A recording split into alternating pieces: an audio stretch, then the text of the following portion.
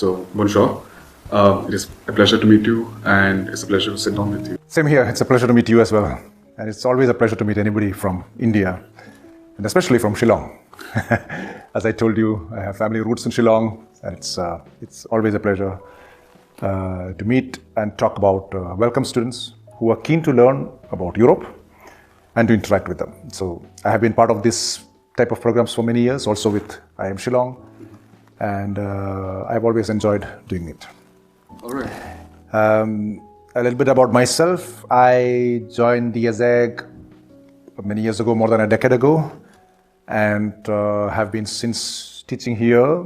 And I belong to the People and Organizations Department. But I also lead the MBA program here, the full-time MBA of IESEG, which is in Paris. Yeah. All right. So just to start with a few questions. So how does culture influence leadership styles, and how should one manage and adapt when working across borders? Yeah. So leadership is exercised usually, in relation to a society. So you need a group of people to lead. You cannot lead in the vacuum. And the group of people operate in a culture. So basically the insider codes, the basic assumptions, the values of a group of people, how strongly you can relate to that determines how effective you are a leader. So if you understand the values and cultural orientations of people, it becomes more easy to lead them as a leader. So what would be a few misconceptions that people have when they are dealing with a multicultural team? Normally, people, I think, are sometimes not aware of the differences, but sometimes also they have a wrong estimation of these differences. Sometimes they think that these differences do not matter. We know the business, we know the market, the sector, economic considerations. So these are very important, and people think that this is often sufficient. Mm-hmm. And this could be a mistake because the other things are usually considered as softer aspects. And people think that that will just come along the way without an effort. Right. This is not true because softer aspects are also very important. Mm-hmm. The way business deals are negotiated in different cultures have very great differences. The way people talk, people expect you to behave, people expect to be led, the ideas around teamwork, the ideas about hierarchy. So all of these can be different. So it's very important to understand cultural aspects in general behavior, but also cultural aspects to a large degree. Right. So in this increasingly cross-border, globalized world, how would a company handle a very sensitive situation without damaging its other markets? Yeah. So this is often a big challenge for companies. Right. Because values vary differently. And when you operate in multiple markets with different values, whose value do you stand with? This is an important question. The first thing to understand that companies often have a very strong national identity. So if you have a company from the US, it would be normal to expect the company to have US values, right? They hold on to US values. Or from Japan, they would have sensibility to Japanese values. From India, Indian values.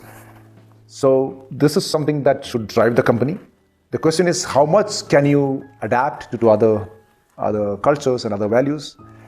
Usually this is possible, but when there are conflicting issues, this becomes an issue. For example,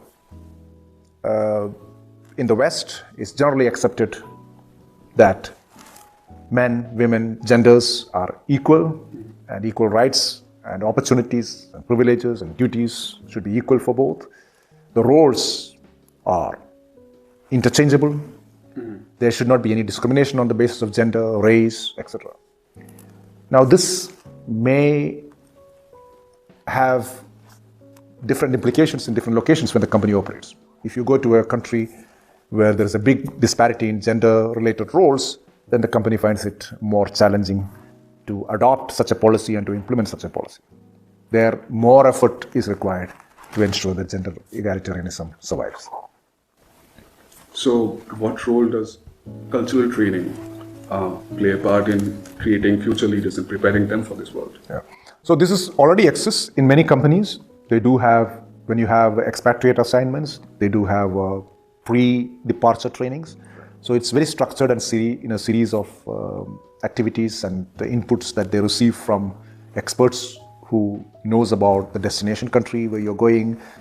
So, and then interestingly, if you have been there for a few years, you work for a few years and you come back to your country, there is also sometimes re-entry training because sometimes you become so adapted to the ways of another country and culture that this becomes you need to adapt again back to your home country. So in ways to avoid any sort of dissonance. Right. Also because in terms of career, you know your network, you know career opportunities, you know different challenges, and you live the company in a particular location, and then you go to another sector, another region, and you're immersed in the business challenges of that region, and then you lose touch with your earlier network back in your country. So it's also important to keep in touch, to develop and to nurture your network as much as possible across different regions if you have plans to move between different countries and regions. All right. Well, that has been really insightful for us, and we've had a wonderful journey here in Paris and Lille. So how far has been your journey with us? So I found the group from Shillong to be very interactive, so that's very nice.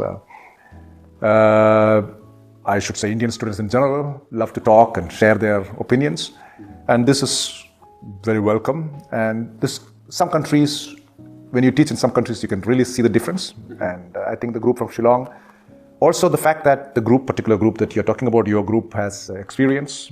So when you have worked for a few years and you come back to studies, you really bring a lot of experience and a lot of insights and a lot of perspectives, so you have things to say, and that's very interesting listening to you. And as I told you probably told you, I've also learned a lot from this interaction, and that's as a teacher I look forward to that.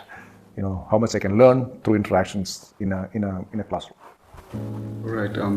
We've had a wonderful journey, and thank you so much for giving us your time. And hope you can see you again. Same here. Hope to meet you again soon.